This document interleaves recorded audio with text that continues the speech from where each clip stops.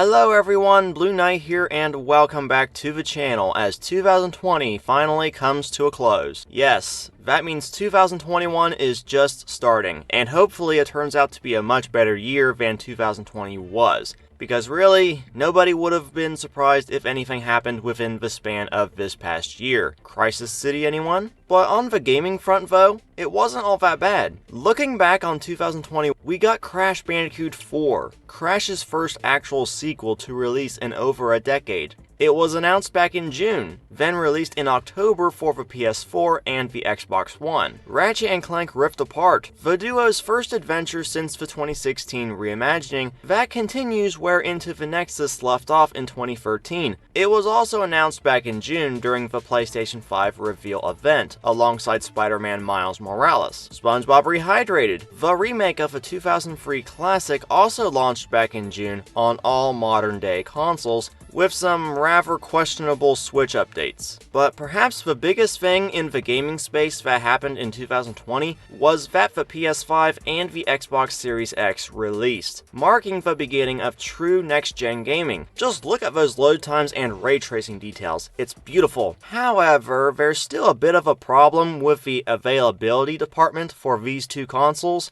because all available stock sells out within minutes, no matter where you look, which is one reason why I still haven't managed to get a PS5, and that kinda sucks. But that's not to say that 2021 will be short on surprises when it comes to our favorite franchises. And that's the point of this video. What are we expecting from these said series, like Crash and Ratchet in the coming year? Well, let's start with the obvious things first. Crash on the Run will be releasing on both Android and iOS in March, with many currently playing and testing the beta version of the game, which I haven't been contacted about participating as of yet. Again, that kinda sucks. While Ratchet and Clank Rift Apart will be releasing exclusively on the PS5 within the first half of the year, which is anytime from January to June. But given the timing of this video, the more logical time frame is between March to June. I say this because Insomniac Games, the developers of Rift Apart, announced the release date of Spider-Man Miles Morales about 2 months before the game, and ultimately the PS5 launched. So looking at how they handled that game's release, I'm thinking they're gonna be doing the same for Ratchet. And like to be expected with any new game out there,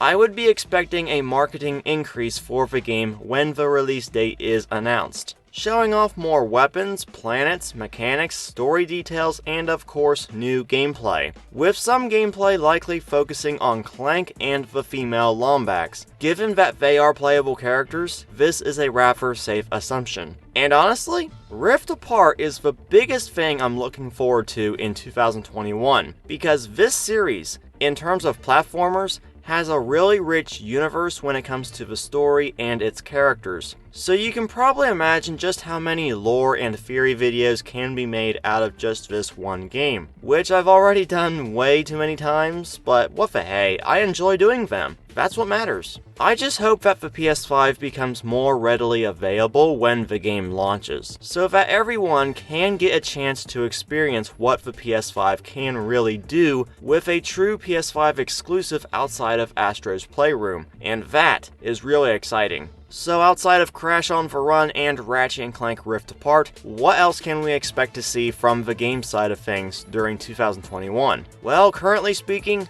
a new Crash game may be getting announced. Quite possible given that leaked PvP Crash game by the Gaming Revolution a while back. And if Wumpa Leak is anything to go by, alongside a rather interesting tease by one of Crash 4's concept artists, Florian Codre. I apologize if I butchered that name. When he was asked about this new Bat character to the left of Cortex in this shot from the game's secret ending, in which he responded with, "Stay tuned." Now, I honestly have always wondered about this character, because if you look at all the other clearly identifiable characters, this one sticks out like a sore thumb, and will likely be introduced in the aforementioned PvP Crash game that has been leaked and I believe is now being teased. And according to a theory by fellow YouTuber Canadian Guy A, It could be announced on March 21st, 2021, but this might be a bit of a stretch given the way of looking at the trailer, but who knows, it might turn out to be the case. Now I get that the Switch and PC ports of Crash 4 are likely going to arrive next year, no question about that, but I honestly feel like that we're kinda getting saturated with Crash for the past couple of years. We had Insane in 2017,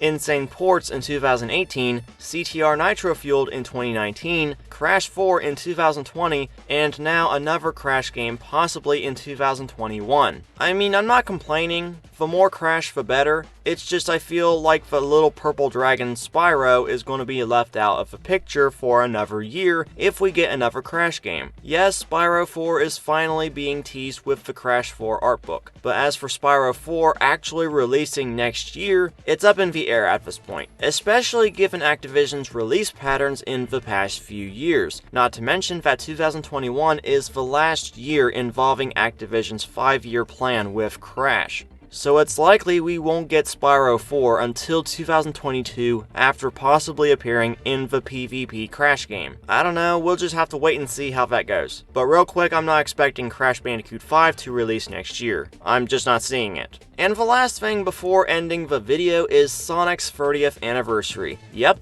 it's been 30 years since the little blue hedgehog released on the Sega Genesis, and that means we could expect a new anniversary game to be announced in the upcoming year. As for anything else happening for the Blue Blur outside of a new game, and the continued run of the IDW comics in 2021, well, I would imagine that we won't see anything else until much later in the year, with the Sonic movie and the Netflix cartoon releasing in 2022. It's likely we'll get a glimpse of those projects in the closing months of 2022. But anyways guys, that's all I really have to say for this video. Mainly I just wanted to give you guys an idea of what we can expect in 2021 for these series that I do cover on the channel, so you can have a general idea of what to expect from the channel in the new year. Yes, we'll still have the outlier videos like Sly Cooper or Jack and Daxter or Ty the Tasmanian Tiger, series that don't get much news to begin with. Okay, yeah, Ty 2 ports are probably going to start maybe releasing next year, but other than that, that's really about it. So anyways, in the comments section below, let me know what you guys think we'll be seeing from our favorite gaming series in 2021. And also don't forget to hit that subscribe button and the bell for the latest updates involving Crash, Ratchet, and so much more. And once again, thank you guys so much for watching and the support. I've been Blueknight, and until next time, Happy New Year!